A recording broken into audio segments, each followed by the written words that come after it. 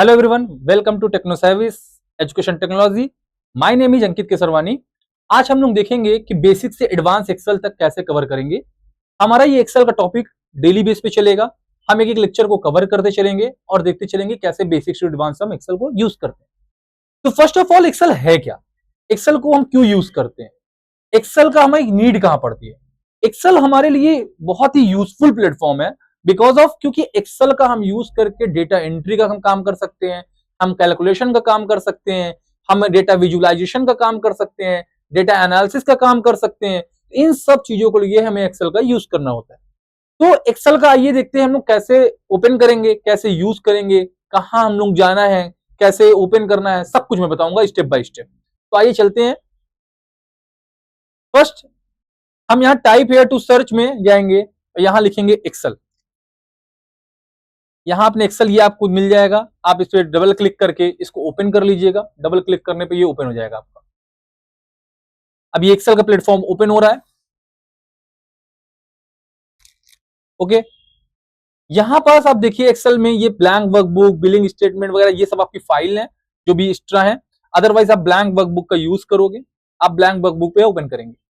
अब जैसे ही blank workbook करेंगे, आप देखिए यहां स्क्रीन में आपको यहां पास क्या दिख रहा है? पूरा एक्सेल का ये प्लेटफॉर्म बनकर हमारे पास आ गया। ये एक्सेल का प्लेटफॉर्म है हमारा। अब जस्ट लाइक यहां पास हम बुक वन एक्सेल, ये आप देखो ये क्या है? इसे हम बोलते हैं टाइटल बार। जस्ट लाइक आप बुक वन एक्सेल की बात करोगे, जैसे ये हमारा है। ये हमारा क्या है? इसे हम बोलते हैं title bar. Clear? Title bar का मतलब ये है कि जब आप फाइल को सेव कर देंगे तो ये फाइल का नाम जिस नाम से सेव होगा वो टाइटल बार में आपका दिखने लगेगा। ओवरऑल फिर ये क्या है? File, home, insert, draw, page layout, ये सब क्या है? इन्हें हम बोलते हैं मेन्यू बार। जैसे आप देखे होंगे, आप कहीं भी जाते हो, आपके पास रेस्टोरेंट वगैरह जाते हो तो आपके पास मेन्यू कार्ड आता है। उस मेन्यू में आपके पास मल्टीपल ऑप्शंस होते हैं। वैसे यहां भी है। इस मेन्यू बार पे आप किसी में भी क्लिक करेंगे तो आपके पास ढेर सारे मल्टीपल ऑप्शंस आपको जैसे नीचे खुल के दिख रहे हैं ऐसे ही दिखेंगे। जो ये नीचे ऑप्शन खुल के आ रहे हैं इन्हें हम बोलते हैं टूल बार। क्या बोलते हैं? टूल बार बोलते हैं। ये हमारे जो ऑप्शंस हैं सारे, इन्हें टूल बार हम बोलते हैं। आफ्टर ऑल, जब हमारा ये A1 की बात करेंगे, यहां पास जो A1 पे हम आ रहे हैं, तो A1 पे जब हम यहां पास जाएंगे, यहां जो ये हमारा A1 है, इस A1 में हम जब जा रहे हैं इसे बोलते हैं name box. Just like A1 यहां ये लिखा हुआ है, ये देखिए यहां A1 है ना, इसे हम बोलते हैं नेम बॉक्स। आप जिस भी सेल में रहेंगे आप उस सेल का रेफरेंस आपको देगा। जैसे यहां पास है तो F, आप F में है तो F5 की वैल्यू यहां पास शो कर रही है, H5 में है तो H5 में है, E12 में है तो E12 में है। तो इसे बोलते हैं नेम बॉक्स। इसे क्या बोलते हैं? नेम बॉक्स बोलते हैं। ये आपका है नेम बॉक्स। और ये आपका फॉर्मूला बार है। जो भी चीजें आप लिखोगे वो फॉर्मूला बार में आपको यहां पास विजिबल होगी। क्लियर है? अब बात आती है ये क्या है? ये हमारा सेल है। जब आपस में रो और कॉलम इंटरसेक्शन होते हैं उनके, तो वो एक सेल का फॉर्म करते हैं। तो ये पर्टिकुलर एरिया जिस जो है इसे हम बोलते हैं सेल। क्लियर? ये क्या है हमारा? ये सेल है। अब बात करते हैं ये है क्या। आप जो vertical A B C D ऐसे दिख रहे हैं वो आपके क्या है? कॉलम है। और जो आपको 1 2 3 ऐसे दिख रहे हैं वो आपका रो है। तो ये रो कॉलम में आपको कंफ्यूज नहीं होना है। वर्टिकल कॉलम होता है, हॉरिजॉन्टल रो होता है। अब बात आती है कितने रोज कितने कॉलम होते हैं। तो कॉलम्स की बात करेंगे आप, 10,48,576 कॉलम्स होते हैं।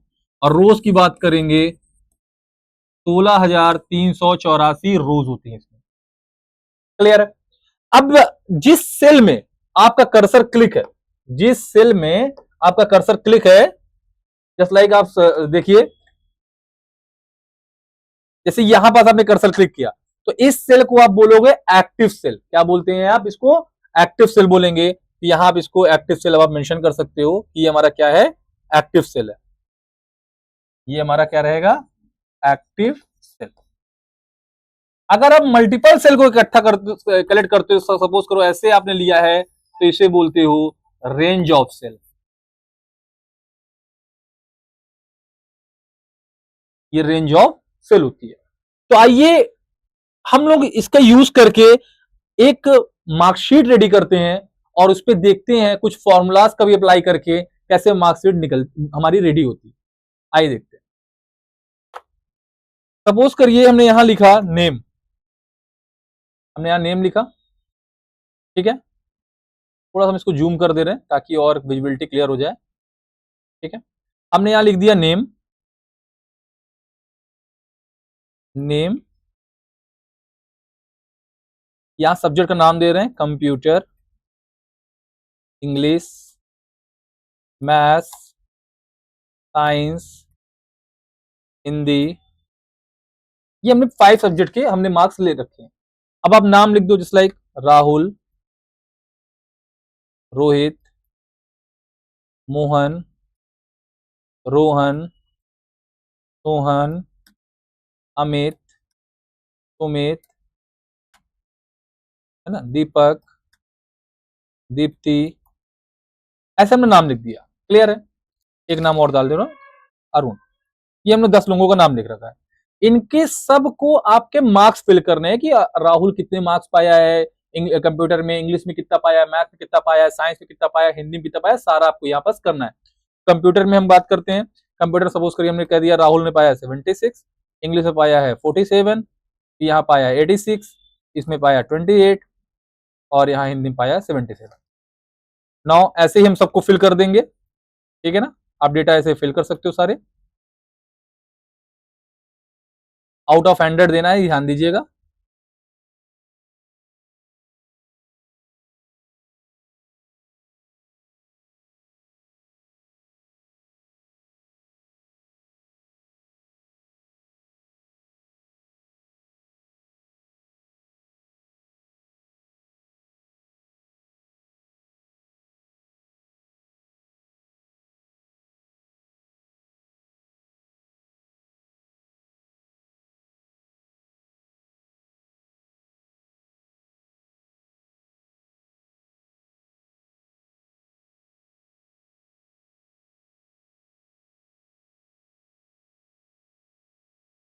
ये डेटा हमारा रेडी हो गया। अब इस डेटा में रेडी करने के बाद अब हम करना क्या है, हमें हम इनका जब कोई भी मार्कशीट बनाते हैं तो पहले हमें इनका टोटल निकालना होगा, फिर टोटल के बाद उसका परसेंटेज निकालना होगा, फिर हमें देखना है कि मैक्सिमम मार्क्स किस सब्जेक्ट में ज्यादा है, मिनिमम किस में है, इसमें काउंट है सारे नंबर के नहीं, तो सब कुछ हम यहाँ करने वाले हैं। आइए देखते हैं।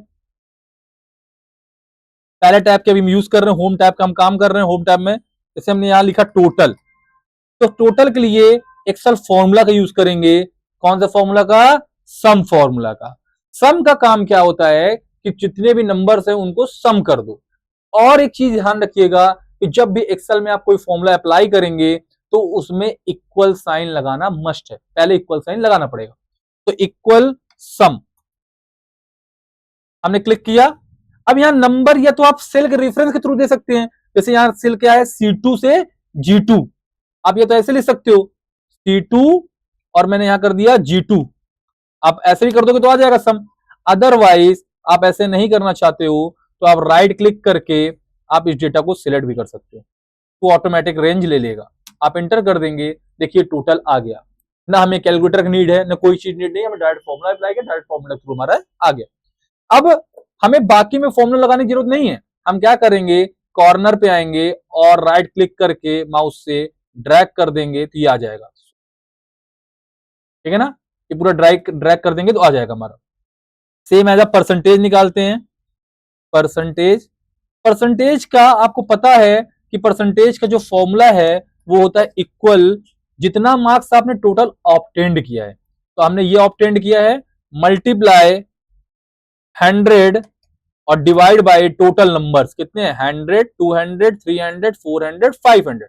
5 सब्जेक्ट है 100 100 के, तो 500 हो गए। आप डिवाइड कर दीजिए, ये देखिए सबके परसेंटेज ड्रैग कर दीजिए, निकल आए। क्लियर है इतना। नाउ अब हमें देखना है मैक्सिमम कितना पाया है, कौन बच्चा किस मतलब कितना मैक्सिमम है। तो इक्वल टू आप मैक्स करेंगे, मैक्स करने के बाद सिलेक्ट करिएगा, वापस से नंबर सिलेक्ट करिएगा, टोटल में सिलेक्ट करिएगा, नहीं टोटल तो हाईएस्ट हो जाएगा। यहां देखिए 86 मार्क्स राहुल का किसी भी सब्जेक्ट में हाईएस्ट है।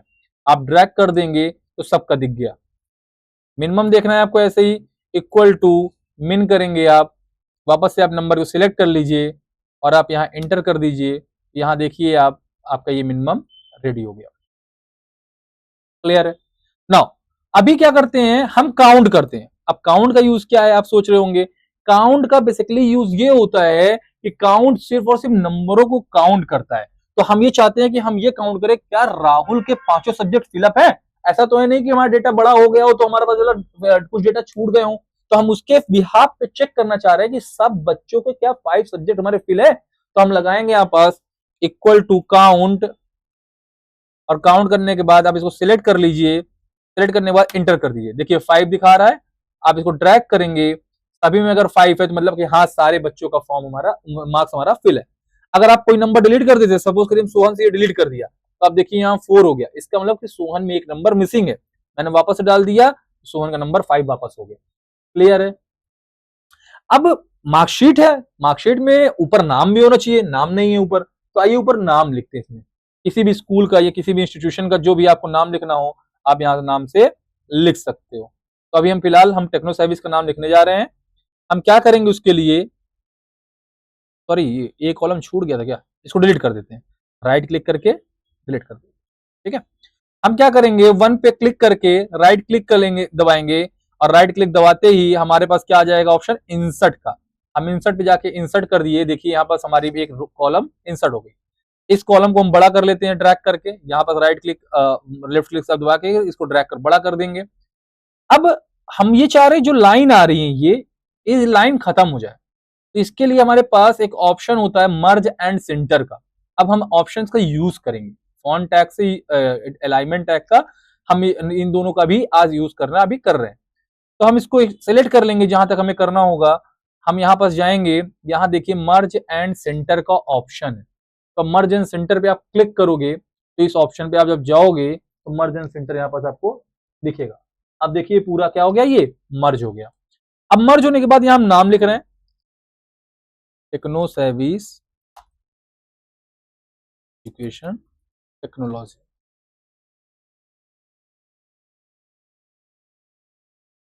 ये हमारा हो गया।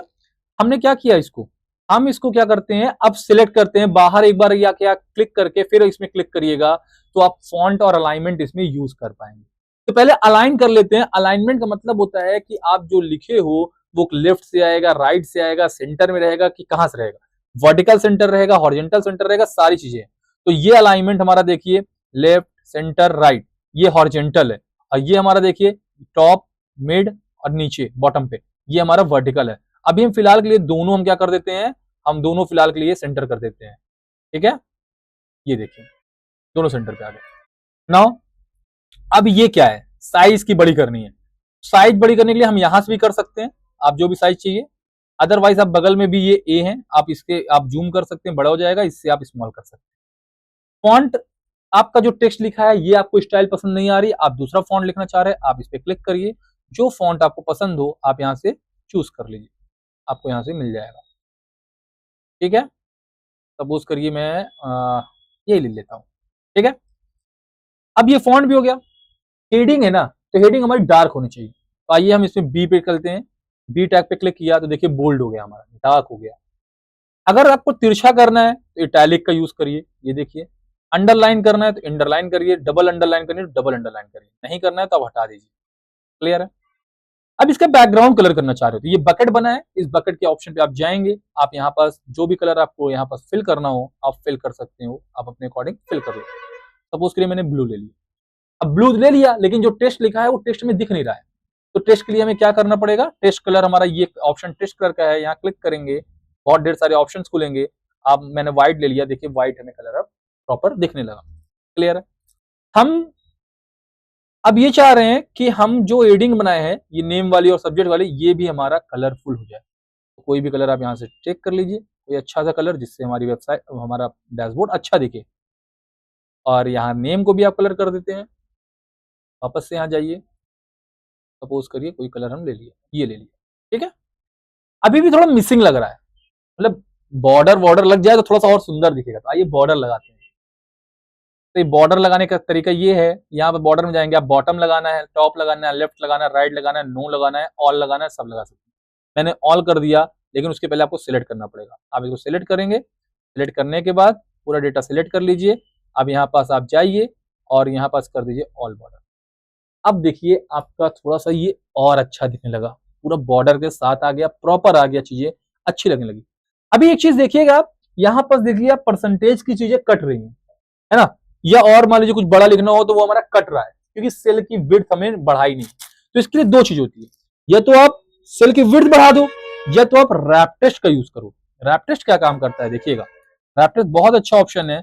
जस्ट लाइक अगर परसेंटेज पे किया और यहाँ हम रैप टेस्ट का ये ऑप्शन है, हमने क्लिक कर दिया, तो देखिए ऑटोमेटिक जितना कुछ इसमें लिखा होगा वो ऑटोमेटिक स्पेस क्रिएट करके एक सेल में कर देगा।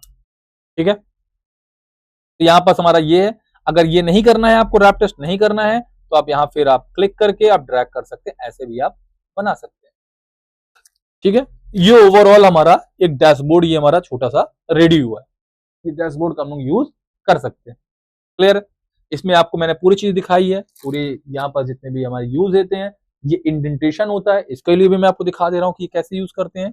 इंडेंटेशन का मतलब होता है अगर लेफ्ट अलाइनमेंट करना है, ये देखिए इधर आपको अलाइन करना है, शिफ्ट करना, मतलब शिफ्टिंग का ये काम करता है। ठीक है, तो हम सेंटर कर देते हैं, ये इंडेंटेशन होता है।